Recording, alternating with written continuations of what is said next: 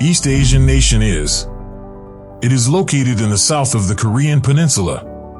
The country is bounded to the north by the Democratic People's Republic of Korea, North Korea, to the east by the East China Sea, to the south by the Yellow Sea, and to the southeast by the Korea Strait, which separates it from the Japanese island of Tsushima. On the peninsula, South Korea takes up around 45% of the land area. Seoul serves as its capital. Goryeo is the source of the name Korea.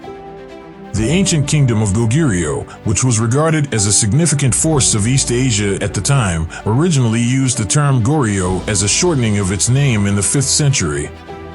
Despite the Cairo Declaration's initial call for a united Korea in 1943, growing Cold War hostility between the USSR and the US finally resulted in the foundation of two different governments, each with its own ideology, and the split of Korea into North Korea and South Korea in 1948. In May, the first presidential elections of the newly proclaimed Republic of Korea were won by anti-communist Syngman Rhee in the south, who had received support from and been chosen as the leader of the provisional government by the United States. However, in the north, Kim Tu-sung, a veteran anti-Japanese guerrilla and communist campaigner, was chosen to be the DPRK's premier in September. The government of Kim Tu-sung was recognized as sovereign over both areas by the Soviet Union in October.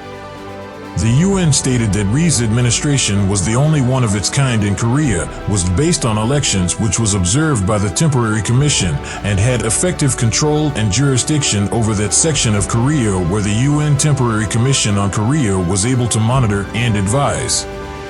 The East Asian monsoon affects South Korea, which typically has a humid continental climate and a humid subtropical climate.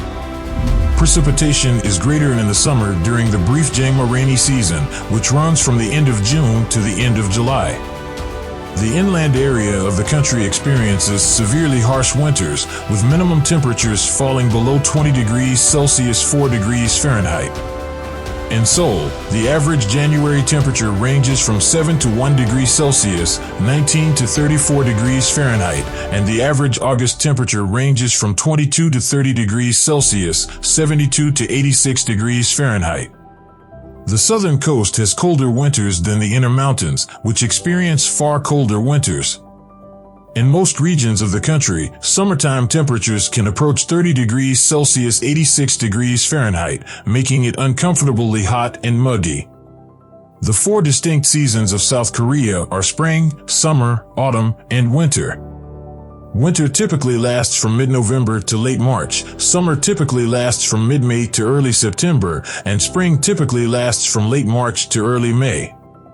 The summer months of June through September see the most rainfall. Late summer typhoons that bring strong gusts, copious amounts of rain, and occasionally floods are a threat to the southern coast.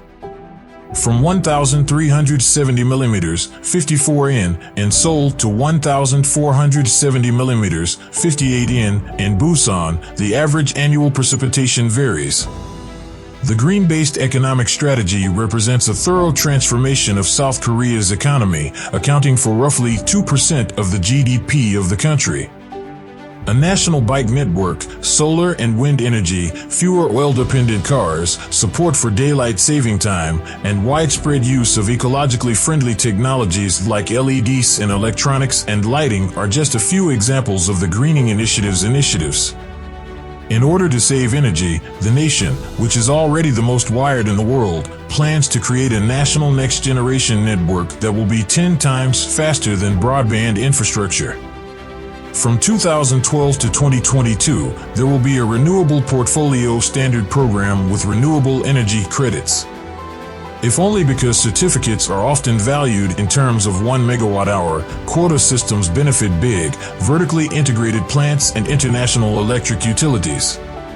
In addition, they take longer to plan and administer than a feed-in tariff. 2012 saw the installation of about 350 home micro combined heat and power systems. The National Statistical Office estimated the population of South Korea to be around 50.8 million in April 2016, with the working age population and overall fertility rate continuing to drop. Since higher education is one of the key pillars of South Korean culture, it is a severe problem in that country.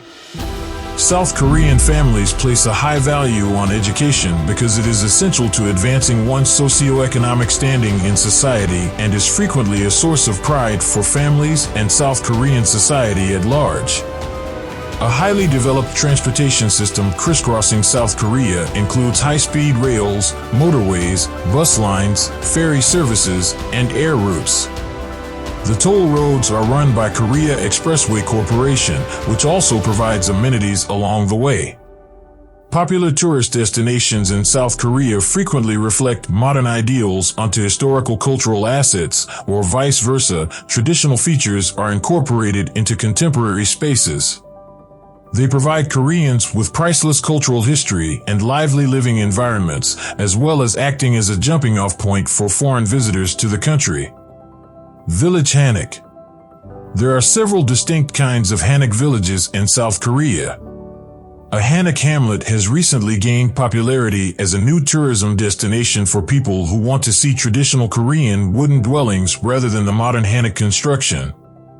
Bukshin Hanok Village and Namsangal Hanok Village, which are situated in the center of Seoul and are packed with high-rise structures, let tourists see how the past and the present coexist.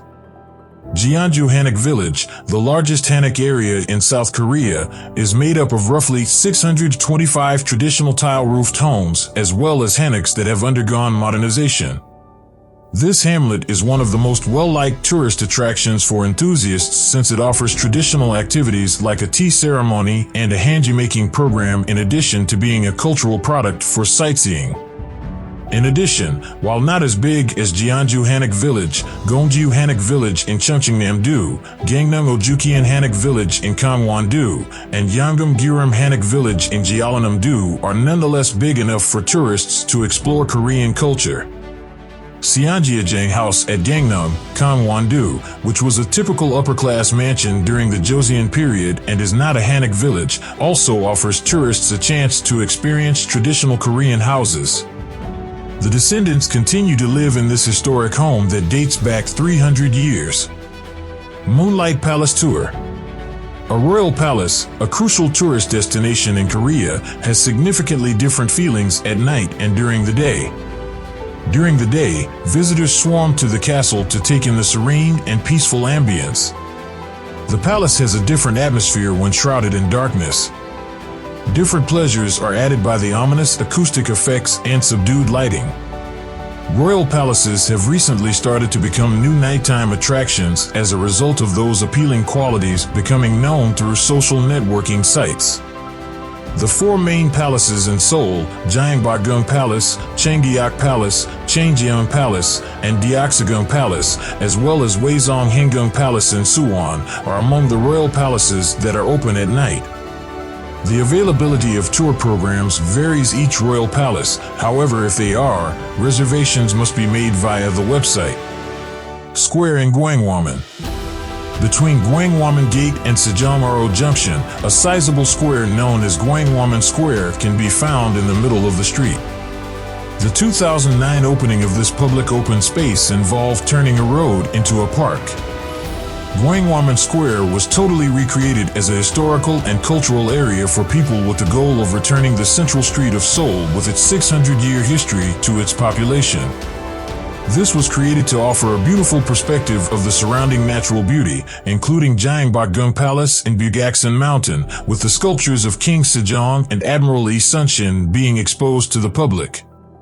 Seoul 284, Culture Station, and Seoul 7017. Language Station, the result of converting the former Seoul Station into a multi-use arts and cultural complex, is Seoul 284. It maintains the same vintage appearance as when the station opened in 1925 to honor its historical significance as South Korea's oldest railway station. Seoul 7017 is an elevated public park for pedestrians that was constructed over a disused highway overpass. A panoramic view of Seoul's historical landmarks, such as Seoul Station, Namdaemun Gate, and Culture Station Seoul 284, is available to visitors.